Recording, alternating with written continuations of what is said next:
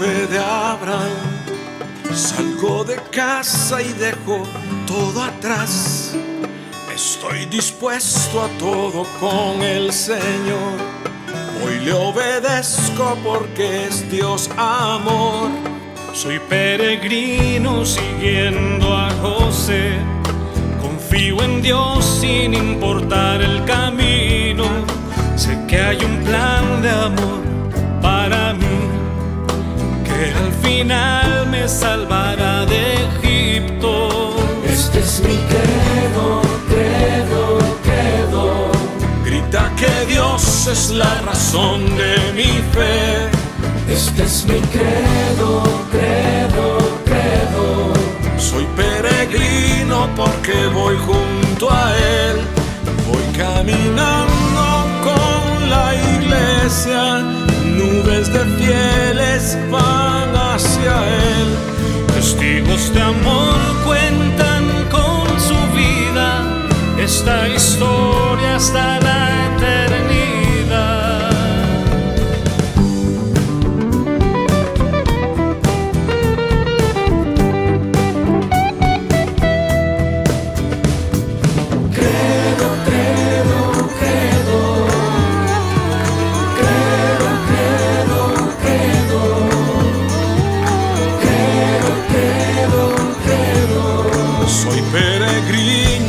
Gente de a pie, santos sencillos que esparcen la fe en Dios el Padre, en Jesús y el Espíritu, pueblo de Dios, iglesia peregrina. Este es mi credo, credo, credo. Grita que Dios es la razón de mi fe. Este es mi credo, credo, credo. Soy peregrino porque voy junto a Él. Voy caminando con la iglesia. Sé bien en quién creo con toda certeza. Unido al canto de María, los apóstoles proclamo la fe. Credo, credo, credo. Credo, credo, credo. Credo, credo, credo.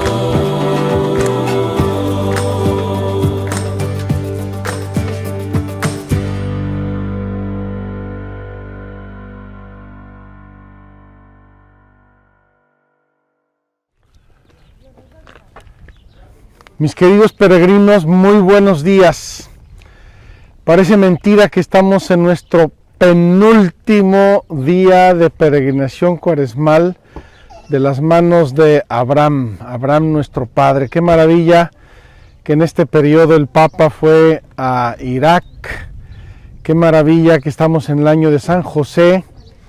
Qué maravilla que estamos terminando en un lugar que no hemos visitado ni en octubre del año pasado, ni en esta peregrinación, y que me parece importantísimo, maravilloso.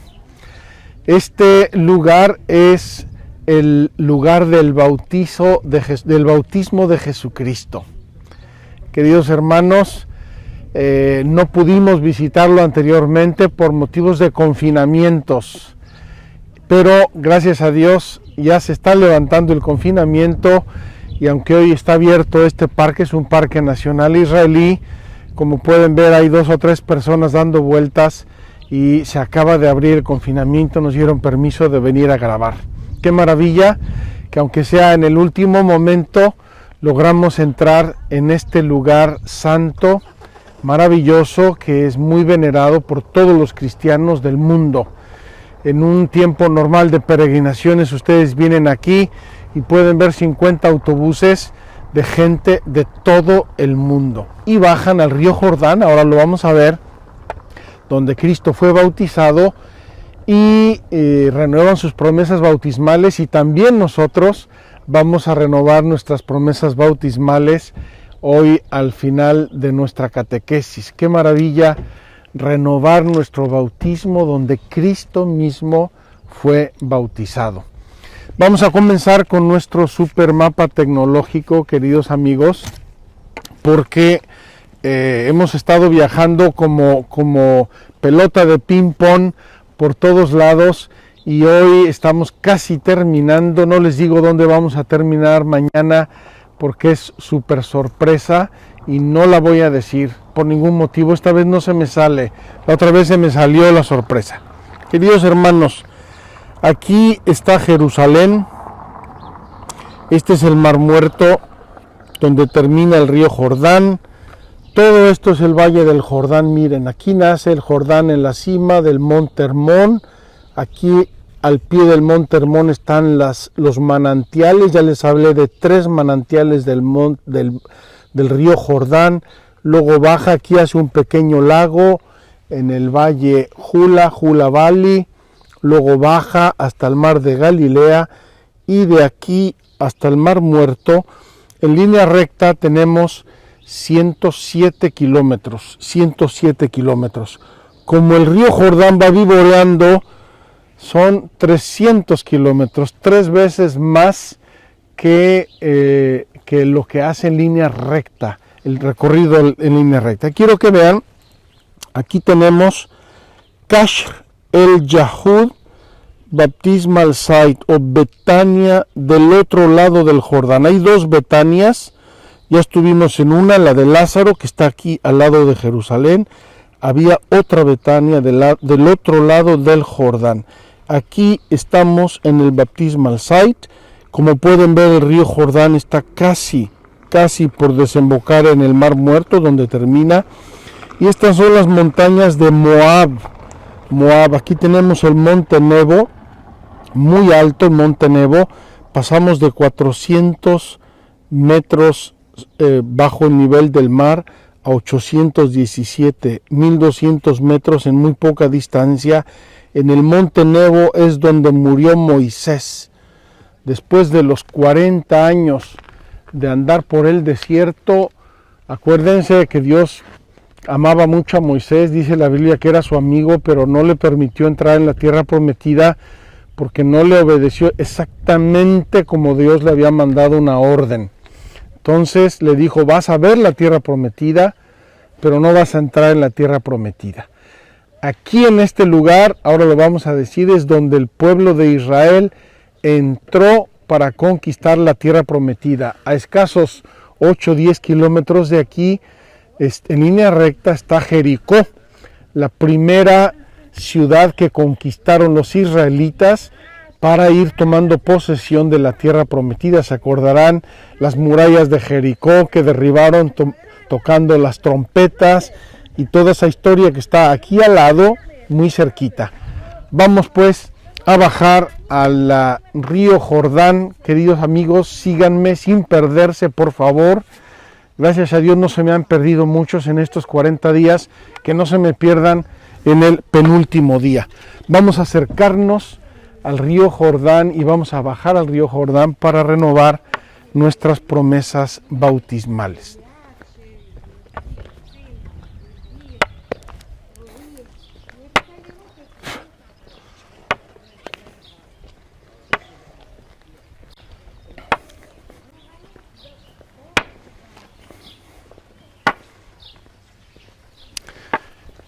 Aunque quizá ustedes no lo sepan, el río Jordán aquí es la frontera entre Israel, entre los territorios palestinos y Jordania.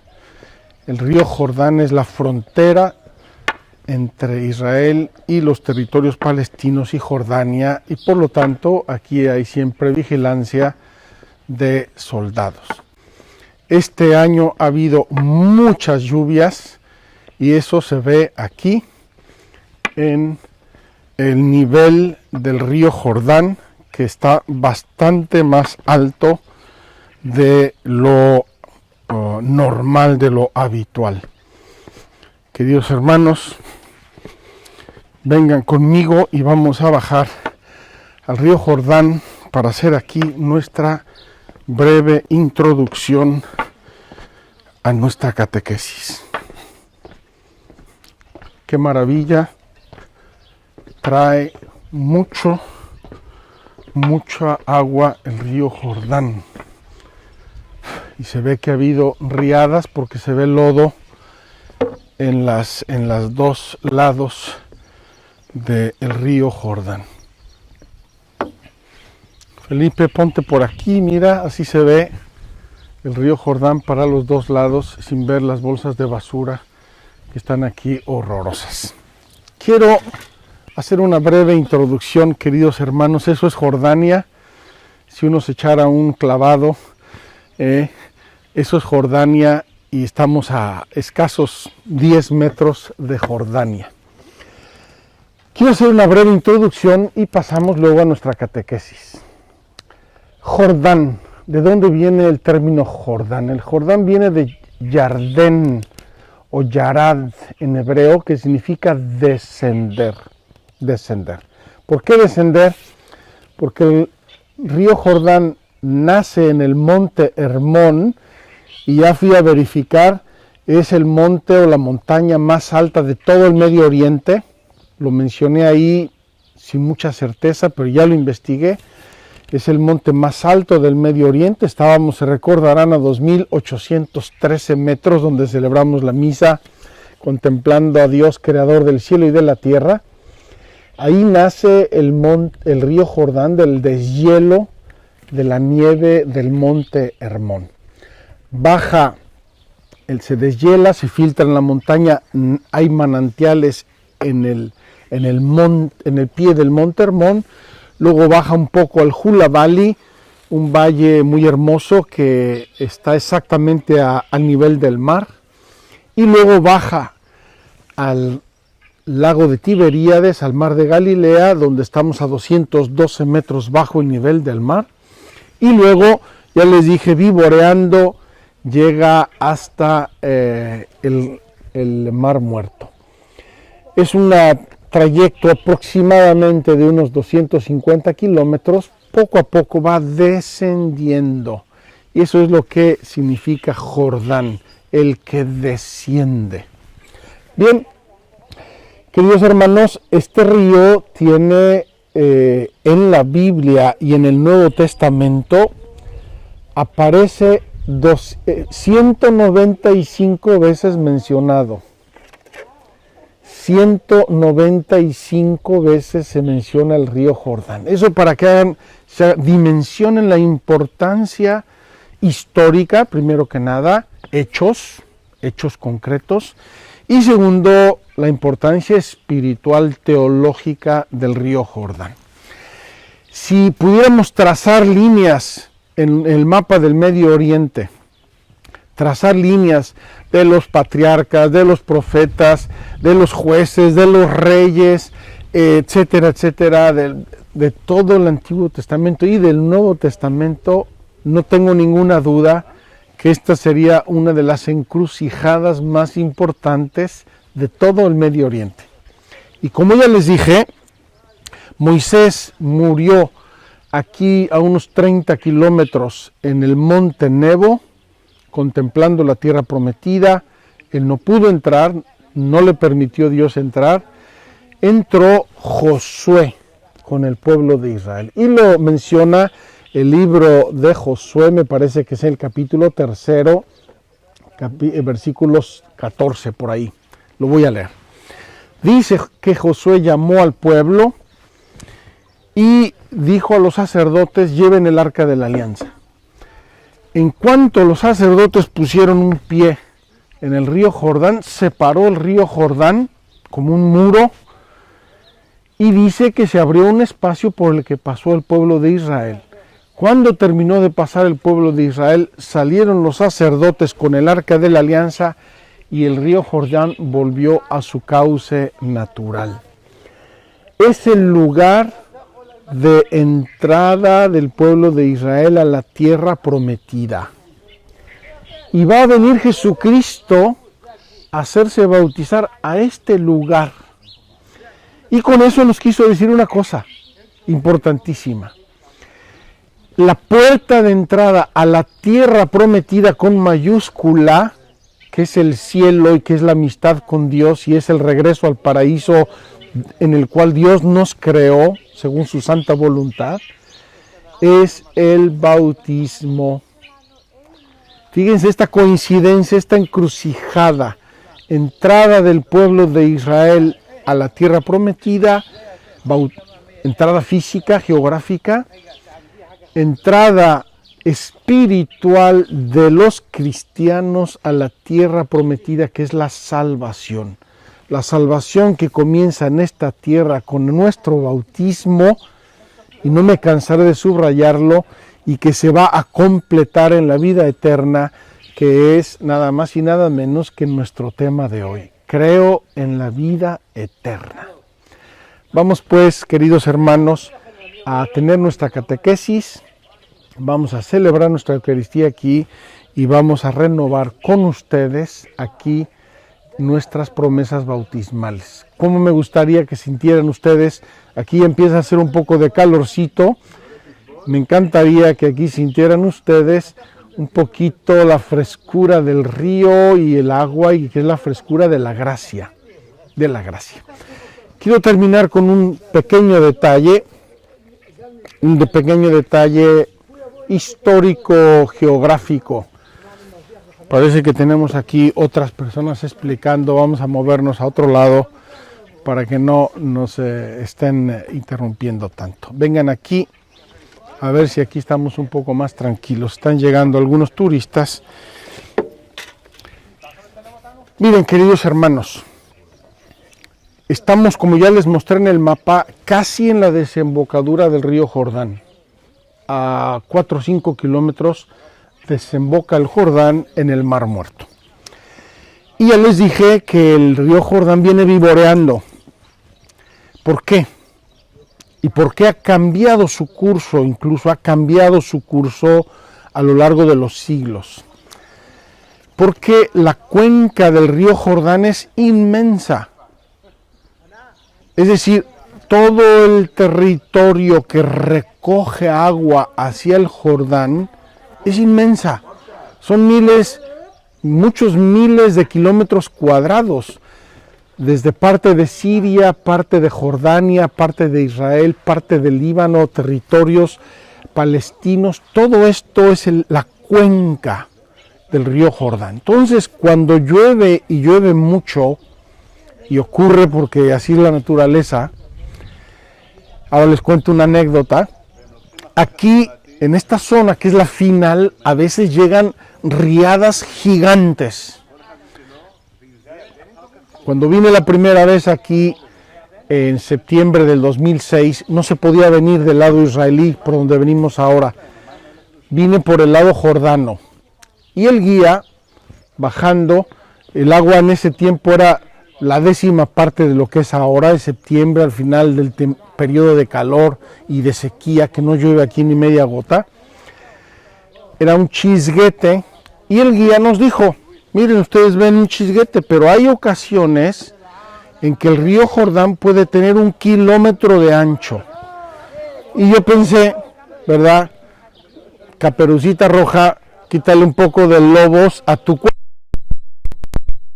Bueno, de aquí subí al Monte Nebo y hablé con un padre franciscano, un padre fantástico que era un arqueólogo, historiador, el padre Pichirilo, Michele Pichirilo. Y le dije: oye padre, acabo de estar en el Jordán, que es un chisguete, sucio además porque no corre mucho el agua cuando no llueve. Y me dijo el guía que el Jordán podía alcanzar hasta 1 kilómetro de ancho. Es una exageración, ¿verdad?, le pregunté yo. El padre Pichirilo no me dijo nada, entró en su despacho, que era un despacho de arqueólogo, piedras, herramientas, papeles, revistas, libros, había de todo. Rascó un poco en su escritorio y sacó una foto y me la regaló. Lamentablemente no la conservé, me duele mucho. Era una foto del 3 de mayo del año 2002, en la cual el río Jordán tenía 1 kilómetro de ancho. Ahora tiene 15 metros, con esa riada tenía 1 kilómetro de ancho. Entonces, ustedes imagínense que sueltan una manguera en el piso y le abren la llave del agua, la abren fuerte. Entonces, ¿qué hace la manguera? Chicotea. No sé si alguna vez han hecho ustedes la experiencia. Una manguera cualquiera le abren un chorro fuerte de agua y la manguera chicotea. Pues eso es lo que ha hecho el río Jordán aquí. Ha chicoteado, ha cambiado su curso por efecto de riadas, de aluviones enormes que han caído y que caerán en toda la historia de la humanidad hasta que acabe el mundo. Por ese motivo, el lugar exacto del bautismo que se recuerda en un monasterio bizantino, ahora mismo está a unos 100 o 200 metros de aquí. No podemos ver, es Jordania, no podemos verlo, pero está en línea recta a unos 100 o 150, 200 metros de aquí. Hay restos de un monasterio bizantino y se ve en una foto aérea, se ve perfectamente cómo el río Jordán ha tenido diversos cauces. Pues bien, queridos hermanos, este es el río Jordán, es el de ahora, es el nuestro, y estas aguas fueron santificadas, dice la liturgia de la iglesia, fueron santificadas por el bautismo de nuestro Señor Jesucristo. Vamos a tener nuestra catequesis sobre creo en la vida eterna y luego celebramos la misa y renovamos nuestras promesas bautismales. Vengan conmigo. Quiero hacerles notar un detalle que está señalado aquí para que me crean más lo que acabo de decirles, y esto ya me tocó en mis años aquí. Esta madera señala el nivel del agua el 13 de enero del 2013. 13 de enero del 2013 el agua llegó hasta aquí y con eso presumiblemente el cauce del río obviamente se anchó muchísimo en algunos lugares. Vamos a tener nuestra catequesis y vamos a buscar un lugar más tranquilo y más silencioso para ello. Queridos hermanos, estamos aquí en el Baptismal Site, en el lugar del bautismo de Jesús, porque tenemos la convicción con nuestra iglesia, con Cristo, con nuestras creencias, que el bautismo es la puerta de entrada para recibir la salvación de Cristo. El bautismo es el baño de regeneración, de volvernos a crear. Y todas nuestras verdades de la fe que hemos ido contemplando en esta peregrinación terminan con una última. Y esta última, queridos amigos, es como el frontispicio, la puerta de entrada a la eternidad. A la eternidad. Vamos a ver cómo y vamos a ver por qué. Quiero leer del capítulo 25 de San Mateo, de los versículos 31 y siguientes. Aquí esta Biblia de Jerusalén titula este párrafo el juicio final. El juicio final. Dice así: cuando el Hijo del Hombre venga en su gloria acompañado de todos sus ángeles, entonces se sentará en su trono de gloria. Serán congregadas delante de él todas las naciones y él separará a los unos de los otros, como el pastor separa las ovejas de los cabritos. Pondrá las ovejas a su derecha y los cabritos a su izquierda.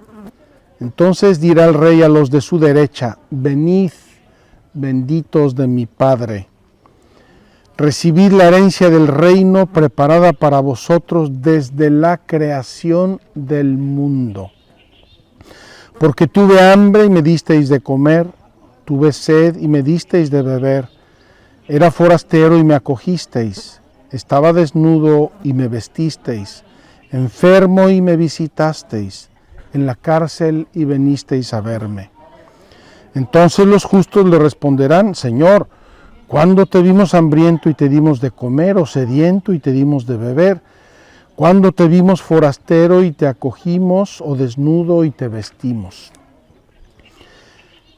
¿Cuándo te vimos enfermo o en la cárcel y fuimos a verte? Y el rey les dirá: en verdad os digo que cuanto hicisteis a uno de estos hermanos míos más pequeños, a mí me lo hicisteis. Entonces dirá también a los de su izquierda: apartaos de mí, malditos, al fuego eterno, preparado para el diablo y sus ángeles. porque tuve hambre y no me disteis de comer, tuve sed y no me disteis de beber, era forastero y no me acogisteis, estaba desnudo y no me vestisteis, enfermo y en la cárcel y no me visitasteis.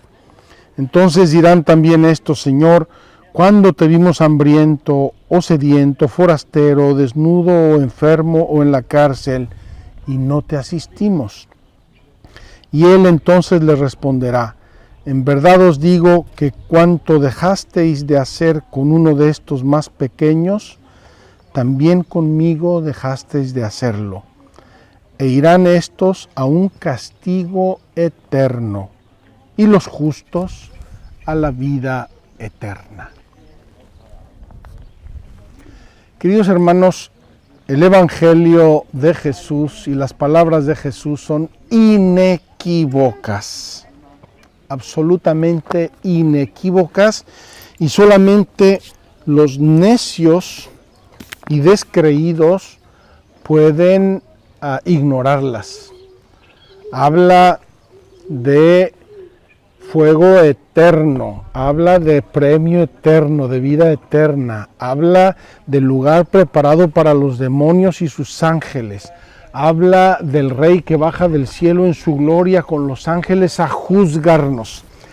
Ya hemos hablado de que vendrá Jesús a juzgar a vivos y muertos, ya hemos hablado de muchos de estos elementos y por ello quiero pasar directamente a nuestro tema. Y el tema de hoy es precisamente la eternidad, las últimas verdades. En el estudio de la teología se llama la escatología, escatón, lo último, escatología, el estudio de lo último, lo final, lo definitivo. Dice así el número 1020 del Catecismo: el cristiano que une su propia muerte a la de Jesús ve la muerte como una ida hacia Él y la entrada en la vida eterna. Queridos hermanos, la muerte a los cristianos no nos debería asustar, no deberíamos tenerle miedo a la muerte, porque es el paso a la vida eterna, el paso a la eternidad amorosa de Dios. Cuando la Iglesia dice por última vez las palabras del perdón, de la absolución de Cristo sobre el cristiano moribundo, lo sella por última vez con una unción fortificante y le da a Cristo en el viático como alimento para el viaje. A mí me ha tocado poco como sacerdote preparar moribundos para la vida eterna, pero vean qué hermosa la oración que se hace para recomendar el alma. Alma cristiana, al salir de este mundo, marcha en el nombre de Dios Padre Todopoderoso, que te creó, en el nombre de Jesucristo, Hijo de Dios vivo, que murió por ti, en el nombre del Espíritu Santo, que sobre ti descendió. Entra en el lugar de la paz y que tu morada esté junto a Dios en Sión, la ciudad santa, con Santa María Virgen, Madre de Dios, y como criatura suya, con San José y todos los ángeles y santos. Te entrego a Dios y como criatura suya te pongo en sus manos, pues es tu Hacedor que te formó del polvo de la tierra. Y al dejar esta vida, salgan a tu encuentro la Virgen María y todos los ángeles y santos, que puedas contemplar cara a cara a tu Redentor. Queridos hermanos, si estas son las palabras que se le dicen a un moribundo, al alma que se está separando del cuerpo, son palabras llenas de confianza, llenas de esperanza, llenas de luz. El catecismo nos enseña que cada uno al morir va a tener un juicio, o el juicio particular. Ya les dije lo que es la muerte: se separa el alma del cuerpo, el cuerpo se disuelve, se deshace en la tierra, en las cenizas o donde sea, y el alma es inmortal. El alma tiene un juicio inmediato, el juicio particular. Y según este juicio, las personas que mueren en gracia de Dios van al cielo, directamente o van al purgatorio si tienen alguna pena de la cual purificarse. ¿Por qué?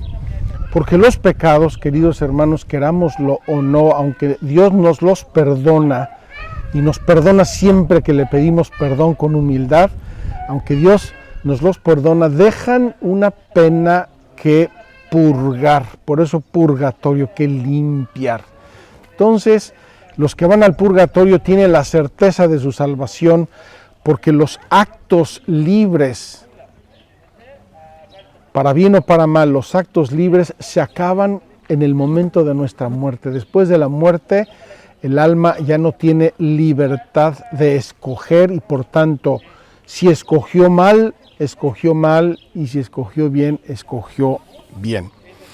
Cada hombre después de morir recibe en su alma inmortal su retribución eterna en un juicio particular que refiere su vida a Cristo, bien a través de una purificación, bien para entrar inmediatamente en la bienaventuranza del cielo, o bien para condenarse inmediatamente y para siempre. Ya leímos el Evangelio, no quiero abundar en esto. ¿Qué es el cielo? Queridos hermanos, Dios nos creó para Él. Ya lo hemos repetido muchas veces en nuestra peregrinación. Nos creaste, Señor, para ti, y no descansa nuestro corazón hasta no estar en ti. Por eso el cielo es llegar a la presencia de Dios, verle a Él cara a cara. Y dice San Pablo, ni el ojo vio, ni el oído oyó, ni el corazón del hombre llegó a saber lo que Dios preparó para los que lo aman. Y que será otro tipo de modo de ser, es evidente. Fíjense, tengo un ejemplo que se me ocurrió mientras preparaba esta catequesis. Nosotros pensamos en el mundo real, tangible, físico, pero ahora ya hemos inventado otro mundo igualmente real, que es el mundo digital. Mis abuelos nunca se imaginaron que este libro podía estar en un chip de 2 milímetros del tamaño de un grano de arroz, jamás se lo imaginaron, y mucho menos que una biblioteca entera podía estar en un chip. El mundo digital. Pues así está el mundo glorificado. ¿Cómo será? No lo sabemos. Nadie ha hecho la experiencia de volver de la muerte. Queridos hermanos, nadie ha hecho la experiencia para venir. Algunos han visto la muerte y se han visto separados de su alma y cuentan cosas. Santa Teresa de Jesús, por un designio de Dios, fue llevada al infierno, vio el infierno y quedó horrorizada, y por eso le echó muchas ganas a salvarse y a salvar a las almas. Pero nadie puede contarnos con exactitud, es algo que tenemos que confiar a nuestra fe. Pues bien, esta vida perfecta con la Santísima Trinidad, esta comunión de vida y de amor con ella, con la Virgen María, los santos y todos los bienaventurados, se llama cielo. El catecismo nos enseña que hay dos tipos de premios en el cielo. El premio principal, contemplar a Dios, estar con Dios, tener la certeza absoluta de ser salvado para siempre y sin otra posibilidad.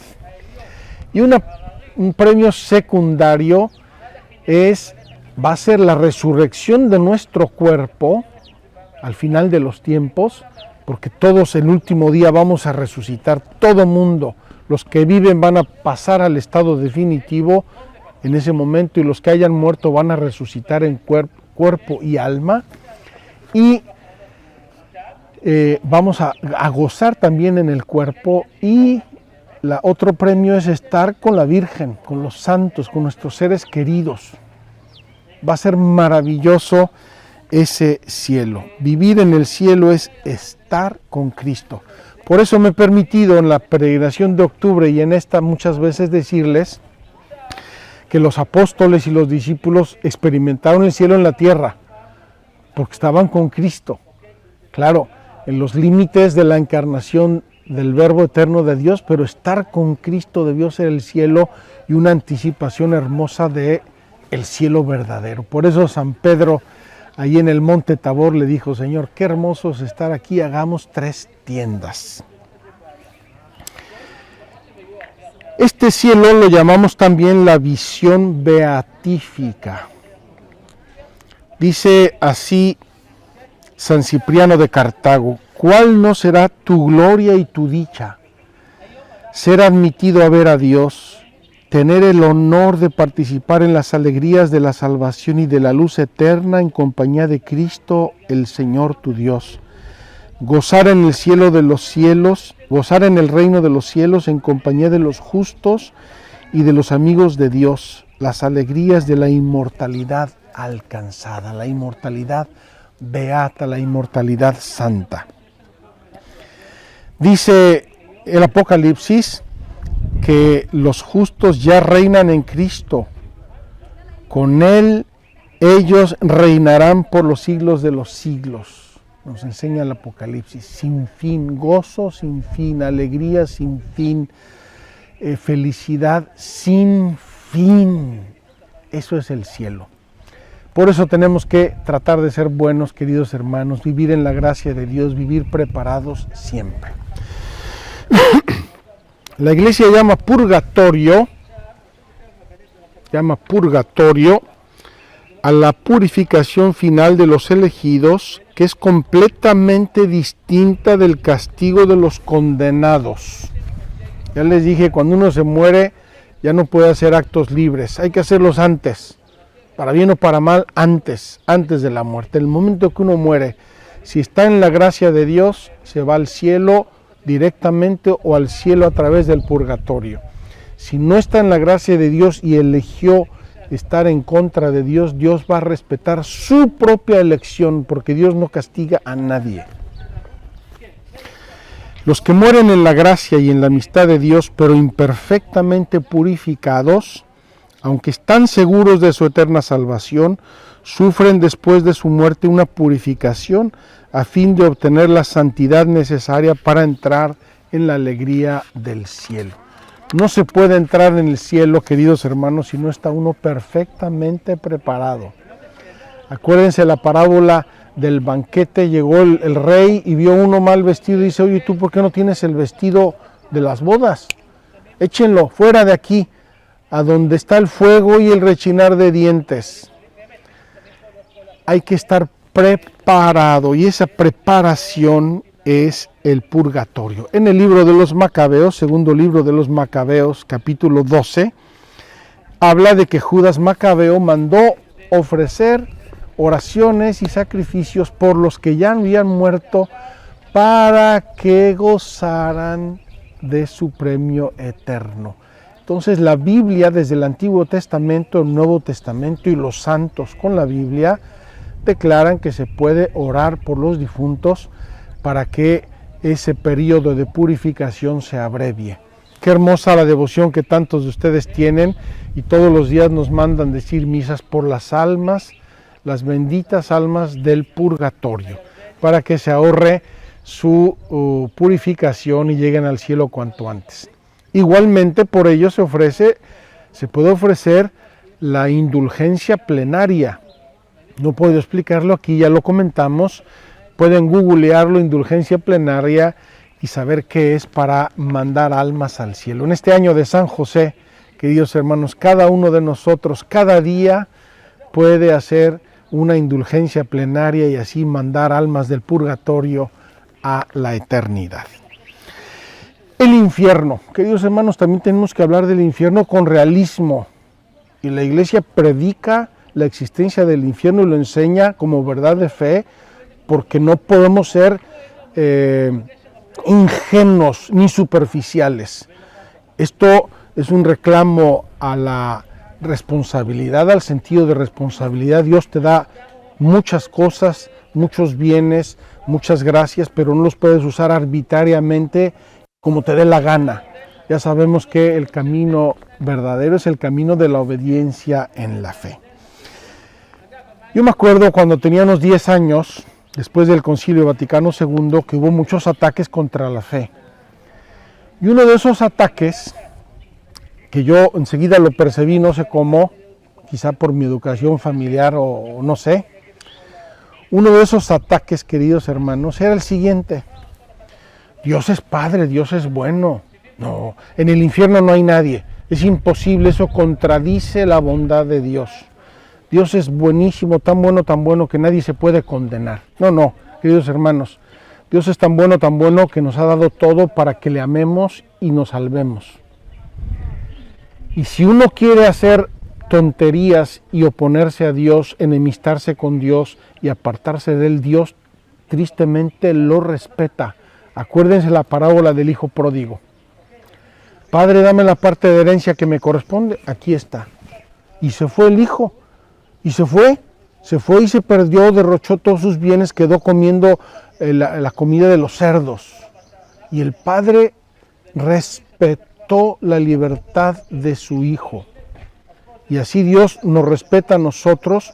Dios no puede forzarnos a amarlo. Dios no puede forzarnos, no quiere forzarnos a ser fieles, a no pecar, a vivir en su gracia. No quiere, no puede forzarnos porque nos hizo libres y respeta nuestra libertad. Entonces, ese buenismo de un Dios tan bueno que el infierno es un cuento chino, es mentira. Está en la Sagrada Escritura la existencia del infierno, está en la Sagrada Escritura el tema de la condenación eterna. El demonio trabaja contra Dios, trabaja contra nosotros, trabaja contra la gracia, y no podemos ser ingenuos. Tenemos que tomarnos toda la responsabilidad que nos corresponde. Dice así: salvo que elijamos libremente amarle, no podemos estar unidos con Dios. Pero no podemos amar a Dios si pecamos gravemente contra Él, contra nuestro prójimo o contra nosotros mismos.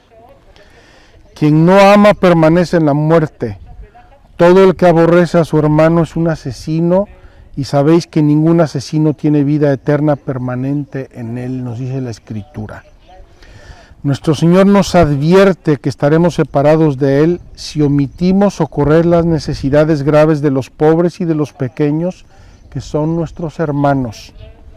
Morir en pecado mortal sin estar arrepentidos ni acoger el amor misericordioso de Dios significa permanecer separados de Él para siempre por nuestra propia y libre elección.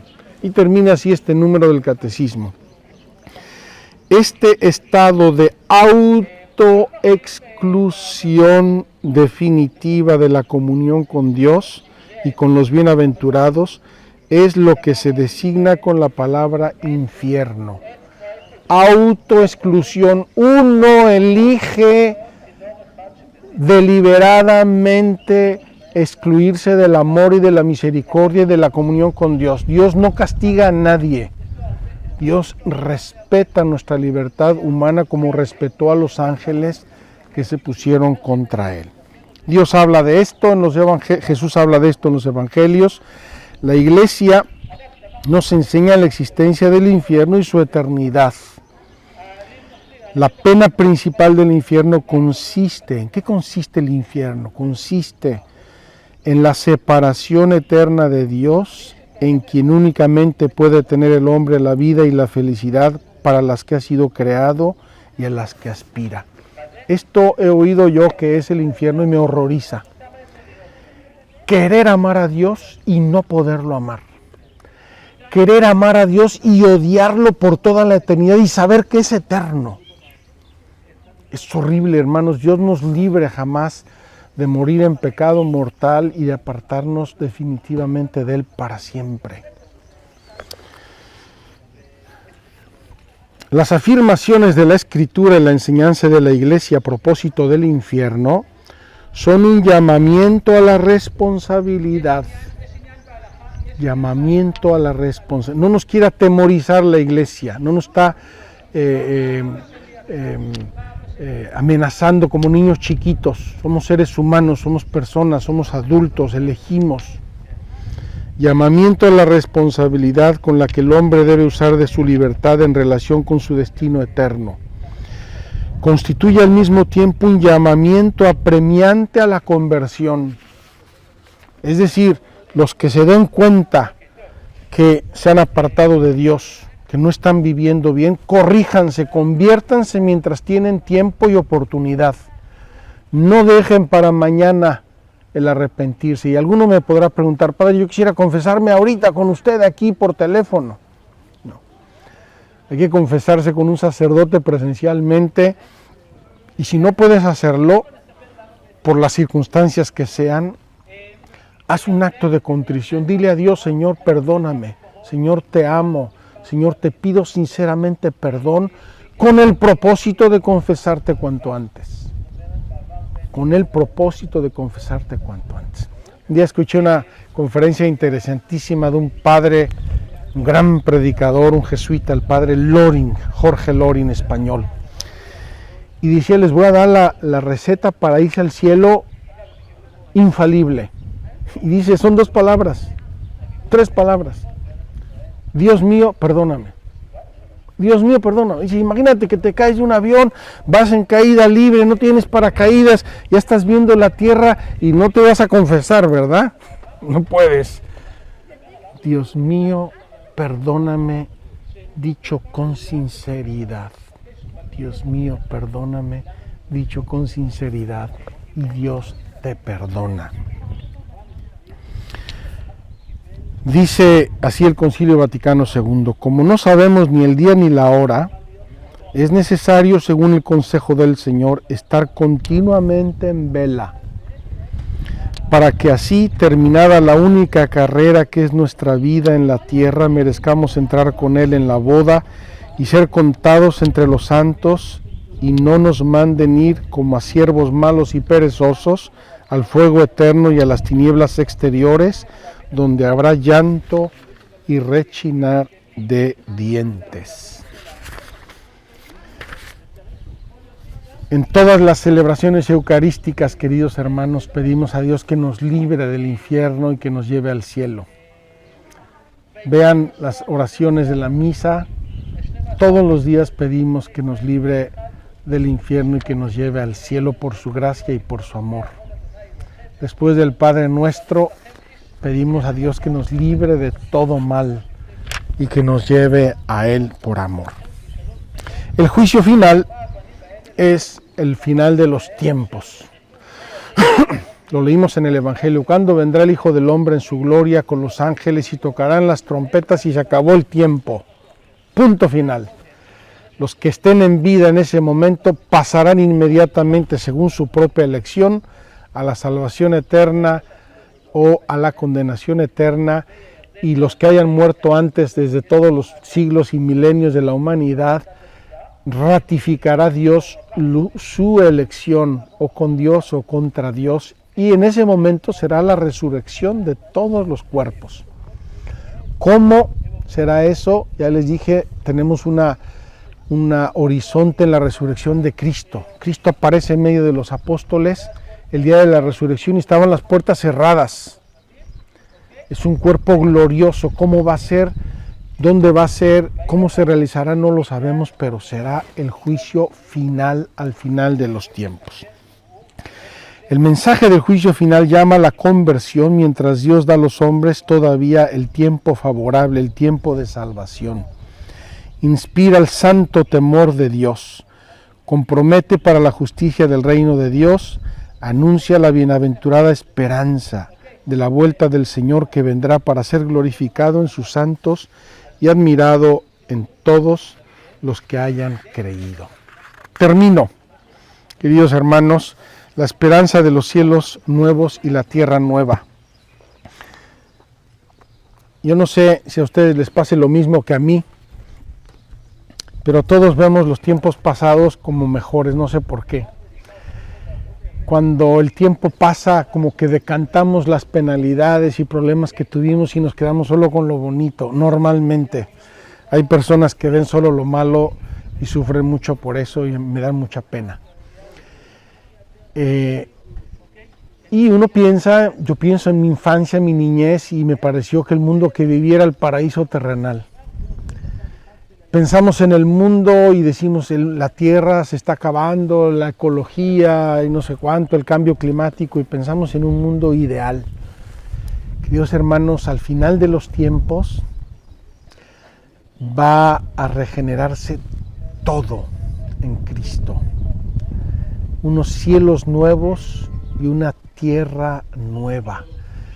Nosotros que creemos en la vida eterna, creo en la vida eterna, creemos en la muerte, paso a la vida eterna, creemos en el juicio privado, personal, en el juicio universal, creemos en la condenación eterna porque es parte de la vida eterna, o en el purgatorio, camino de la salvación, o en la salvación que es para siempre, para siempre, para siempre, para siempre, para siempre, para siempre.